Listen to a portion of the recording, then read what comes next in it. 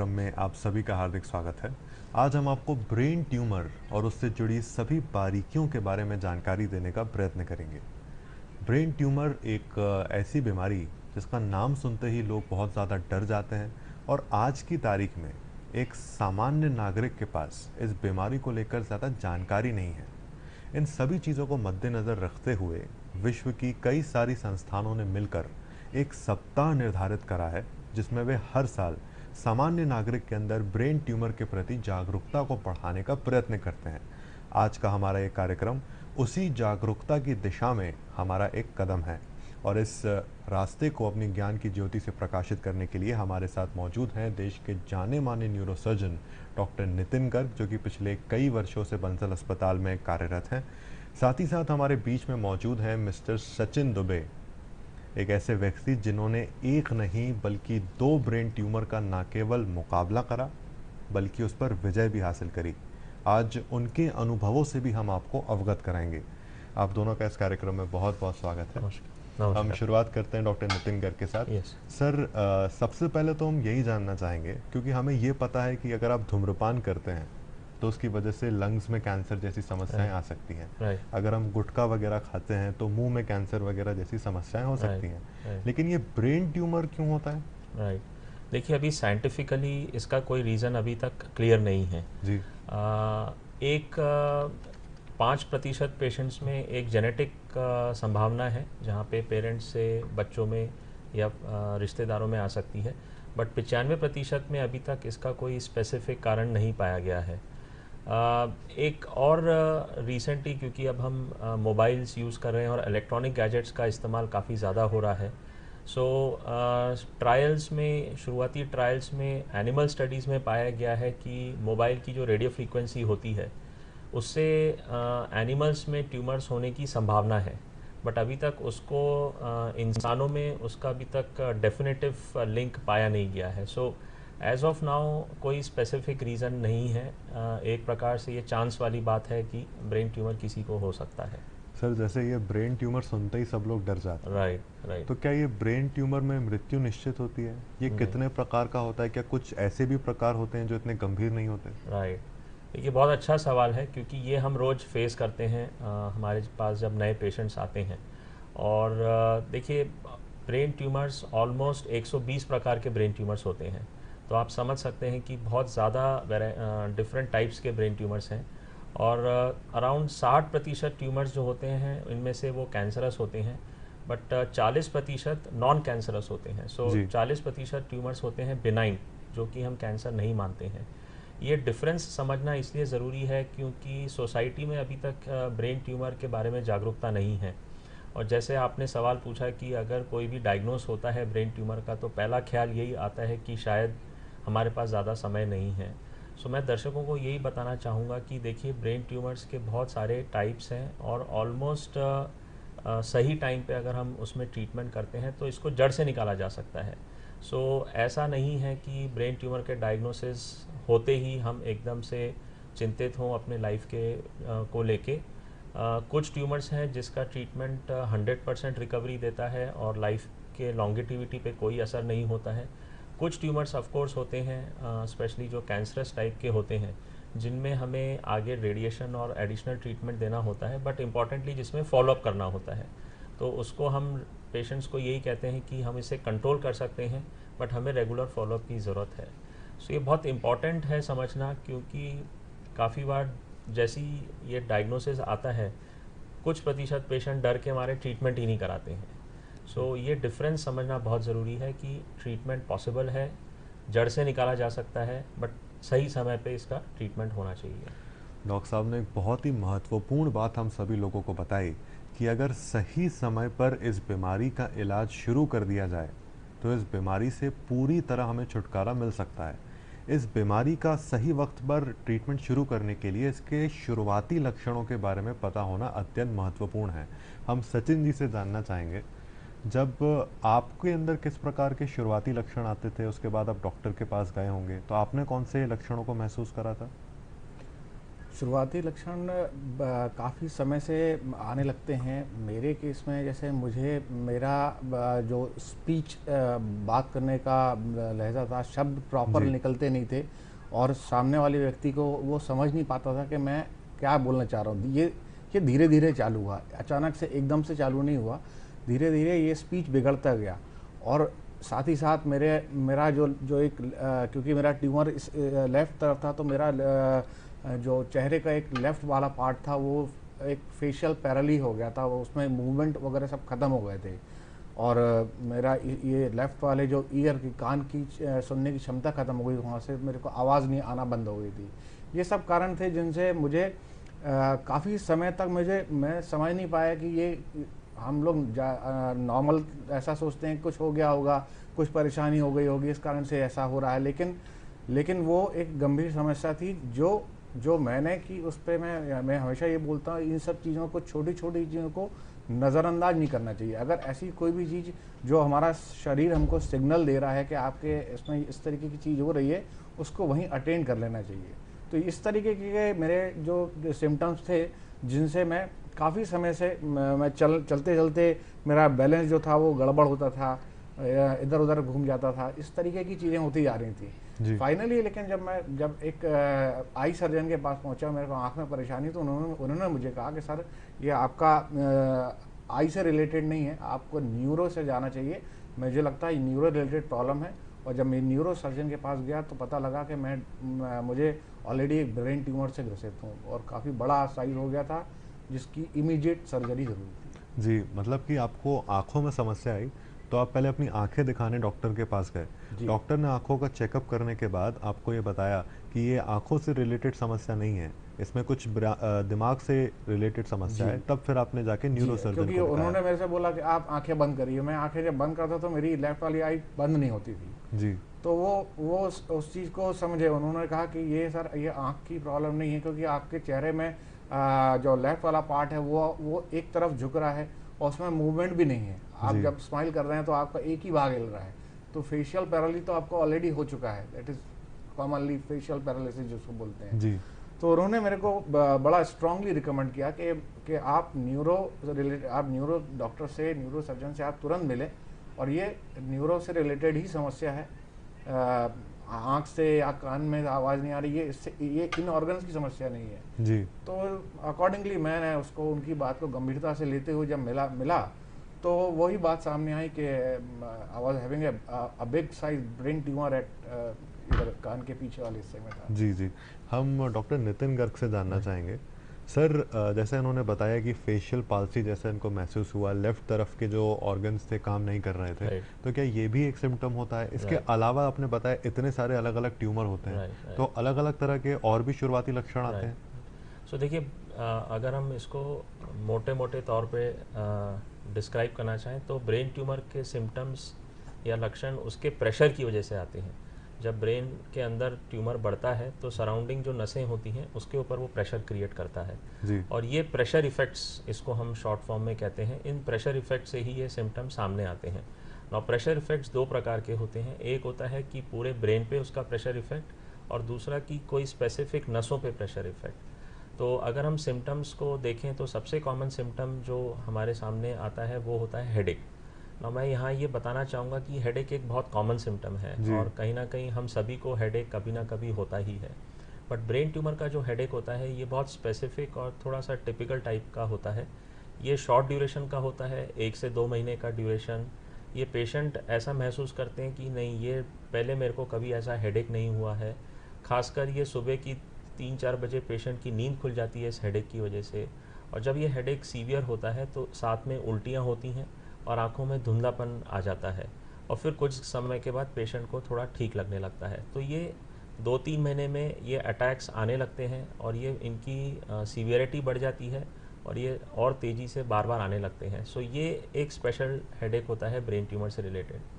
इसके अलावा जो सेकंड सिम्टम है वो एक साइड में पैरालिसिस होना, जैसे सचिन जी ने अभी बताया कि चेहरे पे पैरालिसिस हो गया, तो कभी कभार हाथ में हो जाता है, पैर में या हाथ पैर में, ये डिपेंड करता है ट्यूमर का लोकेशन कहाँ पे है। सो पैरालिसिस होना, अगेन यहाँ पे हम पैरालिसिस को डिफ्रेंशिएट करना चाहेंगे। सबसे कॉमन कारण पैरालिसिस का होता है स्ट्रोक या जी। Brain haemorrhage. बट जो ब्रेन ट्यूमर का पैरालिसिस होते हैं वो थोड़ा सा धीरे धीरे डेवलप होते हैं, 15 दिन, 1 महीना, 1.5 महीना। काफ़ी बार पेशेंट को खुद से नहीं समझ में आता है, बट फैमिली मेम्बर्स कहते हैं कि हमें ऐसा लग रहा है कि एक साइड से उनकी चीज़ें छूट रही हैं या एक तरफ झुक के चल रहे हैं। और तीसरा सिम्टम्स जो अगेन हैं वो हैं बिहेवियरल चेंजेस, कि उनके बर्ताव में बदलाव आता है। कि फैमिली मेम्बर्स कहते हैं कि अब ये ज़्यादा समय सुस्त रहते हैं, अपने रूम में रहते हैं। काफ़ी बार इसे डिप्रेशन के साथ कोरिलेट कर लेते हैं, काफ़ी जी। बार एग्रेशन हो जाता है। सो ये मुख्य तौर पे 3 ग्रुप्स हैं लक्षण के, जिसमें हमें अगर ऐसे कुछ सिम्टम्स नए डेवलप हुए हैं तो इमीडिएटली स्पेशलिस्ट को कंसल्ट करना चाहिए।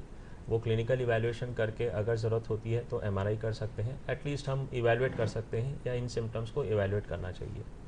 जी, डॉक्टर साहब ये तो चलिए लक्षणों की बात हो गई। राइट, इस बीमारी का इलाज किस तरह से किया जाता है? Right, right. देखिए, बहुत ज़रूरी है ये समझना कि आजकल की टेक्नोलॉजी इतनी एडवांस हो गई है कि हम ब्रेन ट्यूमर का ट्रीटमेंट बहुत अच्छे से कर सकते हैं। नाउ ब्रेन ट्यूमर के ट्रीटमेंट्स मोस्टली सबसे इम्पॉर्टेंट ट्रीटमेंट होता है सर्जरी, कुछ प्रतिशत पेशेंट में रेडियोथेरेपी, और उनमें से कुछ प्रतिशत पेशेंट में कीमोथेरेपी। जी। तो सबसे इम्पॉर्टेंट जो अगर हम बात करें वो है ऑपरेशन या सर्जरी या न्यूरो सर्जरी। उसका कारण यही है, जैसे हम डिस्कस कर रहे थे, कि जब ट्यूमर अंदर बढ़ता है तो वो प्रेशर क्रिएट करता है, और उस प्रेशर की वजह से जो हमारी बाकी नसें हैं, जो नॉर्मल नसें हैं, वो काम करने में उसमें थोड़ी सी दिक्कत होने लगती है, या प्रेशर की वजह से हेडेक, वॉमिटिंग होने लगती है। जी। सो उस गठान को अंदर से निकालने का एकमात्र तरीका ऑपरेशन होता है ना। ये और भी समझना ज़रूरी है कि सोसाइटी में हम देखते हैं काफ़ी बार, आप यहाँ चले जाइए, इस बाबा पे चले जाइए, ये आप ले लीजिए, भभूति ले लीजिए, ये गायब हो जाएगा। तो प्लीज़ आपको स्पेशलिस्ट के पास जाना चाहिए, और आपको खुद समझना चाहिए कि ये संभव नहीं है, और सर्जरी सबसे इम्पॉर्टेंट ट्रीटमेंट होता है। जी। दूसरा रोल सर्जरी का ये भी होता है कि जब हम गठान निकालते हैं तो हम उसकी बायोप्सी करते हैं कि ये किस प्रकार का ट्यूमर है, क्योंकि आगे अगर हमें कुछ और ट्रीटमेंट करना है तो जब तक वो बायोप्सी से हम एग्जैक्ट किस प्रकार का ट्यूमर है, क्या ये नॉर्मल ट्यूमर है या कैंसर है, ये नहीं पता लगा सकते, तब तक हम आगे का ट्रीटमेंट या संपूर्ण ट्रीटमेंट नहीं ले सकते हैं। सो ये हो गया सर्जरी से रिलेटेड। अगर हम और एक इम्पॉर्टेंट बात करें कि आजकल जो सर्जरीज़ हैं वो काफ़ी सेफ़ हो गई हैं, क्योंकि जी। दूरबीन आ गई हैं जिसे हम माइक्रोस्कोप और एंडोस्कोप्स कहते हैं। सो इन दूरबीन की उपलब्धता से जो सर्जरी पिछले 2 दशकों में, खासकर न्यूरो सर्जरी या ब्रेन ट्यूमर की सर्जरी, बहुत सेफ़ हो गई है, क्योंकि हम प्रॉपर प्लानिंग कर सकते हैं, सूक्ष्म नसों को हम माइक्रोस्कोप या दूरबीन के ज़रिए देख सकते हैं ताकि उनमें साइड इफ़ेक्ट ना हो। दूसरा होता है रेडिएशन थेरेपी। और रेडिएशन थेरेपी हर पेशेंट में ज़रूरत नहीं होती है, ये उनमें ज़रूरत होती है जो फाइनल रिपोर्ट में कैंसर की रिपोर्ट आती है। रेडिएशन भी आजकल बहुत एडवांस हो गए हैं, बहुत अच्छी मशीनें आ गई हैं। और लास्ट कीमोथेरेपी है। कीमोथेरेपी भी बहुत सेफ़ है, आजकल गोलियों के ज़रिए दी जाती है, पहले इंजेक्शन्स आते थे, जी। बट अब गोलियां होती हैं, पेशेंट घर पे आसानी से ले सकते हैं। सो मुख्य तौर पे ये 3 विकल्प होते हैं किसी भी ब्रेन ट्यूमर के मरीज़ के लिए। जी, तो जैसे आप ये ऑपरेशन के बारे में बता रहे थे, राइट, इसमें क्या पूरा सर खोल के ऑपरेशन किया जाता है? Right, right. देखिए, हर चीज़ में आजकल मिनिमल इन्वेजिव या की होल सर्जरी जो हम कहते हैं, जी। या छोटे चीरे से सर्जरी कहते हैं। सो हमारी स्कैन करने की क्षमता बहुत बढ़ गई है। अब जी। आजकल हमारे पास बहुत एडवांस्ड सीटी और एमआरआई स्कैन आ गए हैं। इसका फ़ायदा ये होता है कि हम एग्जैक्टली लोकलाइज कर सकते हैं कि ब्रेन ट्यूमर कहाँ पे है, जो स्कल के ऊपर। और हमारे पास कुछ उपकरण होते हैं जैसे कि नेविगेशन, जैसे हम फ़ोन में गूगल मैप यूज़ करते हैं कि हमें एक जगह से दूसरी जगह जाना है, जी। तो हमें सबसे छोटा रास्ता बताएगा वो, या 3-4 ऑप्शन देगा जो सबसे कम टाइम वाला। जी। उसी प्रकार हम लोग स्कैन करके इस मशीन में वो स्कैन डाल देते हैं, और ये मशीन हमें बताती है कि ये ट्यूमर सर के ऊपर कहाँ है, और आपको सबसे सेफ़ रास्ता और सबसे शॉर्टेस्ट रास्ता क्या है। तो उसके हिसाब से हम छोटे से चीरे के ज़रिए इस ट्यूमर को ऑपरेशन कर पाते हैं। सो पहले होता था 20-25 साल पहले कि पूरा ओपन करना पड़ता था, बट अब छोटे चीरे के ज़रिए भी ये ट्यूमर की सर्जरी की जा सकती है। जी। ये तो चलिए इलाज के बारे में हमने जाना। हम सचिन जी आपसे जानना चाहेंगे, क्योंकि जैसा कि सर बता रहे थे ऑपरेशन होता है, ये सारी चीज़ें होती हैं, तो तकरीबन इसका खर्चा आपका कितना आया, और साथ ही साथ ऐसा कितनी बार हुआ कि इलाज की वजह से या बीमारी के चलते आपको अपना काम छोड़ना पड़ा, आप अपने काम पर नहीं जा पाए? सर खर्चा तो इसमें बड़ा खर्चा होता है। मेरी 2 सर्जरी हुई, दोनों सर्जरी में पहली सर्जरी मुझे याद है लगभग 2.5 से 3 लाख का खर्चा आया था, जी। और दूसरी सर्जरी में भी लगभग 2 सवा 2 लाख का खर्चा दूसरी सर्जरी में आया था। अब ये डिपेंड करता है, जैसे मैं ICICI बैंक में काम करता हूँ, तो मैं कावड़ हूँ, वहाँ से मेरे को बैंक से काफ़ी सपोर्ट मिला जी। और बैंक ने उसका काफ़ी कुछ खर्चा ये सब रीइम्बर्स हो गया, हॉस्पिटलाइजेशन हुआ, तो ये हुआ। इसके अलावा संजय मैं ये कहना चाहता हूँ कि जो एब्सेंस फ्रॉम वर्क है ये एक बहुत बड़ा चैलेंज है, क्योंकि जैसे मैं एक नौकरी पेशा इंसान हूँ, मैं बैंक में काम करता हूँ, तो मेरे को नौकरी पे रहना बहुत ज़्यादा ज़रूरी होता है। और इस वजह से, ट्यूमर की वजह से, हॉस्पिटलाइजेशन की वजह से मेरे को लंबे समय तक, पहली बार मेरा हॉस्पिटलाइजेशन 3 महीने का था और मैं लगभग 4 से 6 महीने की छुट्टी पे था। दूसरी बार भी मैं 3 महीने की छुट्टी पे था। तो इसमें काम होता है, जैसे मैं मेरी बैंक का, मेरी ऑर्गेनाइजेशन का मैं थैंक यू अदा करता हूँ इस प्लेटफॉर्म के माध्यम से, कि मेरे को बड़ा बहुत ही अच्छा सपोर्ट मुझे मिला। मेरे को लीव्स मिली, मेडिकल लीव में था, और उसके बाद मैं, अगर शायद मैं और कहीं होता या दूसरी किसी कंपनी होता तो मेरे को I was being asked to go, लेकिन मेरे को कंपनी ने बड़ा सहज के उस चीज़ को समझते हुए और मुझे रखा कि, और वही एक कारण था जिससे ये चीज़ों से गुजर के भी आज मैं अपना सारा काम बड़ी बेहतरी से, बड़ी अच्छे तरीके से कर पा रहा हूँ।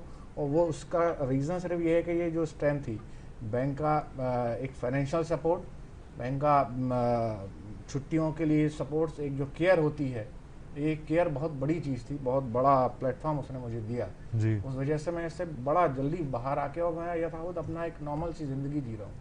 धीमी धीमी या मूसलाधार, आज बारिश कितनी बढ़ेगी आपसे अच्छा कौन जाने। फसल के लिए साधारण सल्फर या सल्फर मिक्स, अरे किसान से अच्छा कौन जाने, क्योंकि इसमें मिलता है बेंटोनाइट सल्फर का लंबा असर और सल्फर पाउडर का तुरंत परिणाम। ग्रोमोर सल्फर मैक्स जल्दी असर दिखाए और लंबा साथ निभाए। Come on boys, let's go practice. अरे रुक यार, मेरे बैंक अकाउंट में गलत एंट्री का प्रॉब्लम हो गया है। अरे तो बैंक को कंप्लेन करना। बैंक को लिखे 1 महीना हो गया है, बट वो गूगली पे गूगली डाले जा रहा है। तो RBI के बैंकिंग लोकपाल को इन्फॉर्म करो। रुक, मैं समझाता हूँ। जैसे क्रिकेट में थर्ड अंपायर, वैसे ही RBI का बैंकिंग ओम्बड्समैन। RBI कहता है अगर बैंक आपकी कंप्लेंट को 1 महीने में नहीं सुलझाता तो RBI के बैंकिंग ओम्बड्समैन में कंप्लेंट करो। यह RBI का आसान तरीका है आपकी कंप्लेंट सुलझाने का, और वो भी फ्री। समझे?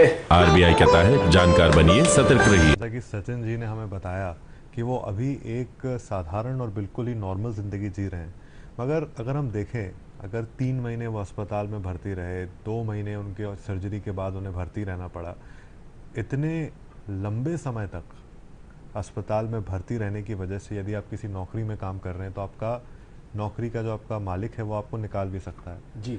यदि आप किसी व्यापार करते हैं, आपकी दुकान है, इतने लंबे समय तक अगर आप अपनी दुकान बंद रखेंगे तो आपका घाटा हो सकता है, आपको आर्थिक समस्याएं आ सकती हैं। ऐसी परिस्थिति में आपके परिवार वालों का, आपके जो सहकर्मी हैं जिनके साथ आप प्रतिदिन काम करते हैं, उनका सहयोग एक बहुत ही ज़्यादा महत्वपूर्ण आवश्यकता बन जाता है। हम सचिन जी आपसे जानना चाहेंगे, इस पूरी आपकी जो ये सफ़र रहा है, इसमें आपके सहकर्मियों का, आपके घर वालों का आपको किस तरह सपोर्ट मिला? सर परिवार का तो अनकंडीशनल सपोर्ट था। परिवार एक बहुत बड़ा सपोर्ट सिस्टम है। मेरी वाइफ, मेरे माता पिता, मेरा एक भाई जो ENT सर्जन है, वो पूरे टाइम मेरे साथ थे। तो परिवार का तो बड़ा इतना स्ट्रॉन्ग सपोर्ट है जो जिसके बिना ये इस चीज़ से अकेले लड़ पाना संभव नहीं है। जी। अगर परिवार नहीं है तो हम शायद इससे लड़ने में हमें बहुत समय लगेगा और हम उतनी जल्दी इससे बाहर भी नहीं आ पाएंगे। परिवार बहुत बढ़िया रोल अदा करता है। साथ ही साथ मेरे केस में मेरे फ्रेंड्स, मेरे वेल विशर्स, मेरे सुपरवाइजर्स थे, उन्होंने वो फ़ोन करके मेरे बारे में खबर लेते थे, पूछते थे कि अभी सचिन कैसा है, वो बात कर पा रहा है या नहीं कर पा। ये सारी चीज़ें बड़ी, अब क्योंकि मैं बेड पे होता था, मैं अनकॉन्शियस, लेकिन मुझे पता लगता रहता था हाँ ये सब चीज़ें हो रही हैं। तो psychologically at the back of the mind ये सारी चीज़ें कलेक्टिवली बड़ा पॉजिटिव रोल अदा करती हैं कि हाँ मेरी बेहतरी के लिए भी काफ़ी लोग चिंतित हैं और मेरे लिए प्रेयर्स हो रही हैं। सर मैं आपको बताना चाहता हूँ कि मैं जब हॉस्पिटल से बाहर आके मैं अपना घर आया तो मैंने देखा मेरा इनबॉक्स, मेरा mail box, that was full of best wishes. और यही एक चीज़ थी जिसने बड़ा स्ट्रांग रोल अदा किया मेरे बहुत जल्दी रिकूप होने में। जी हम डॉक्टर साहब से जानना चाहेंगे, ये तो चलिए इन्होंने बताया अपना किस तरह इन्होंने संभाला सब चीज़ों को, एक ब्रेन ट्यूमर का मरीज किस प्रकार के व्यवसाय कर सकता है, और आजकल एक बहुत बड़ी समस्या जो हम ये देख रहे हैं कि लोगों के अंदर इस प्रकार की बीमारियों के प्रति जागरूकता नहीं है, तो इसको बढ़ाने के लिए हम और कौन से कदम उठा सकते हैं? देखिए कोई भी बीमारी की जागरूकता जब कम होती है, जब उसके इंसिडेंस कम होती है। और ब्रेन ट्यूमर अगर हम सारे ट्यूमर्स का देखें तो सिर्फ 1 या 2% ट्यूमर्स हमारे शरीर में, सब ट्यूमर्स को देखें तो सिर्फ 1 या 2% ब्रेन ट्यूमर्स होते हैं। सो ऑब्वियसली जागरूकता बढ़ाने के लिए social media, print media, television और हॉस्पिटल्स वो भी एक मेजर रोल प्ले करते हैं जी। बट इम्पॉर्टेंटली जो इस बीमारी से सक्सेसफुली उभर चुके हैं उनका भी कहीं ना कहीं इम्पॉर्टेंट रोल है कि वो जो कठिनाइयों से गुजरे हैं, खासकर लैक ऑफ इंफॉर्मेशन, जब कोई नया पेशेंट हो तो उनको वो डिफ़िकल्टी ना हो। और इसीलिए यहाँ पे पेशेंट सपोर्ट ग्रुप्स का बहुत इम्पॉर्टेंट रोल आ जाता है कि जहाँ पे पेशेंट्स ही एक दूसरे को गाइड करते हैं या उन चीज़ों के बारे में बताते हैं। सो ये एक इम्पॉर्टेंट एस्पेक्ट है, अलग एरियाज पॉइंट से जिसे हम अवेयरनेस बढ़ा सकते हैं। जहाँ तक आपका दूसरा सवाल था अबाउट द प्रोफेशन या क्या ऑक्यूपेशन कंटिन्यू कर सकते हैं, तो देखिए मोस्ट ऑफ द ऑक्यूपेशंस जो सेफ होते हैं कैटेगरी में आते हैं। फॉर एग्जांपल ऑफिस वर्क है, बैंक रिलेटेड वर्क है, लैपटॉप पे काम करना है, सॉफ्टवेयर इंजीनियर्स हैं, इवन फील्ड वर्क है, ये आसानी से कर सकते हैं। बट जो हाई रिस्क एक्टिविटीज़ होती हैं जैसे कंस्ट्रक्शन वर्कर्स हैं जो हाइट्स पे काम करते हैं, वो अलाउड नहीं होता है। ड्राइविंग कुछ समय तक हम अलाउ नहीं करते हैं क्योंकि रिफ्लेक्स मैकेनिज़्म थोड़ा से वीक होते हैं और उसको रिकवरी में टाइम लगता है। हैवी मशीनरी, जो फैक्ट्रीज़ हैं जहाँ पे हैवी मशीनरी हैं, जहाँ पे उनको प्लांट्स में इन सब मशीनों के बीच में काम करना पड़ता है, वो हम रिक्वेस्ट करते हैं कि वो प्रोफेशन को या ऑक्यूपेशन ना करें। और इसी में जैसा सचिन जी ने बताया, मैं थोड़ा सा और ऐड करना चाहूँगा। एक बात थी कॉस्टिंग की, तो देखिए इंडिया का हेल्थ सिस्टम काफ़ी एक्सपांडेड है, जहाँ पे वेल टू डू पेशेंट्स के लिए बहुत अच्छे कॉर्पोरेट प्राइवेट हॉस्पिटल्स हैं, बट जो लेस अफोर्डिंग हैं उनके लिए हमारे पास गवर्नमेंट हॉस्पिटल्स हैं जहाँ पे बहुत अच्छी केयर होती हैं। बट ऑल्सो वेरियस स्कीम्स हैं, जैसे एमपी पुलिस की स्कीम है, CGHS स्कीम है, जहाँ पे उसके ज़रिए भी प्राइवेट हॉस्पिटल्स में state of the art treatment लिया जा सकता है जी। और जहाँ तक सपोर्ट सिस्टम का है, देखिए बहुत इम्पॉर्टेंट फैक्ट सचिन जी ने एड्रेस किया है कि आपकी फैमिली तो है ही, बट उसके साथ आपका वर्क स्पेस एनवायरनमेंट जो है जी, क्योंकि आप इतने समय ऑफ वर्क रहते हैं तो एक वो इनसिक्योरिटी रहती है, जॉब एंड फाइनेंशियल इनसिक्योरिटी। और अगर पेशेंट को या फैमिली को ये पता है कि नहीं दिस पार्ट मेरी ऑर्गेनाइजेशन मेरा ध्यान रख रही है, तो डेफिनेटली वो एस्पेक्ट माइंड से बिल्कुल हट जाता है और उससे रिकवरी काफ़ी अच्छी होती है। सो सपोर्ट सिस्टम्स बहुत स्ट्रांग होने चाहिए इस प्रकार की रिकवरी में। जी, जैसा सचिन सर बता रहे थे कि परिवार का सहयोग एक बहुत आवश्यक चीज़ बन जाता है। ऐसी परिस्थितियों में जो लोग संयुक्त परिवार में रहते हैं, जो एकल्प परिवार में रहते हैं, उनके लिए सपोर्ट ग्रुप्स की क्या भूमिका हो सकती है, हम सचिन जी से जानना चाहते हैं। आपके जीवन में भी ये सपोर्ट ग्रुप्स ने क्या योगदान दिया? सपोर्ट ग्रुप तो बहुत इम्पोर्टेंट फंक्शन अभी अदा कर रहा है, क्योंकि इसमें सर दो चीज़ें हैं कि सोसाइटी का एक दूसरा पहलू भी है जो कि मेरी समझ से तुरंत एलिमिनेट होना चाहिए, अभी भी है हमारे यहाँ कि कुछ लोग जो कुछ इम्पेशेंट ब्रेन के या कुछ इमेच्योर ब्रेन के लोग होते हैं जो इस चीज़ की गंभीरता को समझते नहीं हैं, और जो इस चीज़ से गुजर के आया है उसमें नेचुरली कुछ ना कुछ थोड़ी बहुत कमियां हैं, कुछ चीज़ें हैं जो वो करने में शायद ही find it difficult to do. Normal छोटी छोटी सी चीज़ें होती हैं जो इंसान कई बार जो सर्जरी से गुजरा है, वो ब्रेन सर्जरी से, वो उनको बखूबी नहीं कर पाता। तो उस चीज़ को नहीं समझते हुए कुछ लोग उसको टीज़ करते हैं और उस चीज़ का एक मजाक जैसा बना दिया है कि अब जैसे आपको मैं अपनी बात करूँ तो मेरा कुछ लोग मुझे they started calling me Ghajini, भाई गजनी। तो ये एक बड़ी डाइल्यूटेड सी चीज़ है, ये इसको तुरंत ख़त्म होना चाहिए हमारी सोसाइटी में। अगर हम किसी को सपोर्ट नहीं कर सकते हैं तो आप उसको कम से कम उसको डीमोलराइज मत करिए। जी ये एक चीज़ है। और सपोर्ट सिस्टम ने यहाँ पे ये चीज़ की, सपोर्ट सिस्टम में जितने भी लोग हैं, सर के माध्यम से जितने भी हम लोग सब एक साथ जोड़े हैं, जी तो वहाँ सिर्फ और सिर्फ हेल्दी बात होती है। सबको समझ है, सब उस चीज़ की गंभीरता को समझना है कि ये किस चीज़ से हम बाहर आए हैं और हमें किस चीज़ की आवश्यकता है। जो एक सपोर्ट सिस्टम है, अगर आज मेरे पास जो भी अनुभव है, जी लोग बाग डरते हैं सर्जरी से पहले, क्योंकि समाज डरा देता है। जी इतनी सारी कुरीतियाँ हैं कि मतलब वो ऐसा बता दिया जाता है कि नहीं अब आपका ख़त्म है यहाँ पे ना, या चैप्टर इज क्लोज, अब आप कुछ नहीं कर पाएंगे, या तो आप डिजेबल हो जाएंगे या गॉन। तो वहाँ पे सपोर्ट सिस्टम का रोल आया था कि नहीं मैं भी दूँ सर, मेरे को देखिए ना, मैं सब कुछ कर रहा हूँ। तो इस और इतनी सारी चीज़ें हो चुकी हैं, आप सिर्फ अपने डॉक्टर को फॉलो कीजिए, फिजियोथेरेपी प्रॉपर करिए, मेडिसिन इतनी अच्छी हैं कि ये सब चीज़ आप बड़े हेल्दी तरीके से इससे बाहर आएंगे। और सपोर्ट सिस्टम उसमें बड़ा अच्छा रोल प्ले कर रहा है, क्योंकि हमें ऐसे एग्जांपल्स मिलते हैं, हम देखते हैं, मैं कितने छोटे छोटे बच्चे हैं हमारे ग्रुप में जी जो जिनको देख के, जो वो कुछ नहीं, उनको देख के एनर्जी आती है कि यार they are real fighters. I mean मतलब वो इतने छोटे हैं कि, लेकिन उनको देख के लगता है कि हम लोग तो सब समझ आ रहे हैं, हम तो कर सकते हैं ये चीज़। ये बड़ा एनर्जी देता है सर। जी मैं डॉक्टर नितिन गर्ग से जानना चाहूँगा, अभी जैसे हमारा अंतर्राष्ट्रीय ब्रेन ट्यूमर जागरूकता सप्ताह चल रहा है, इसके उपलक्ष्य में हम लोगों का आज का ये कार्यक्रम है।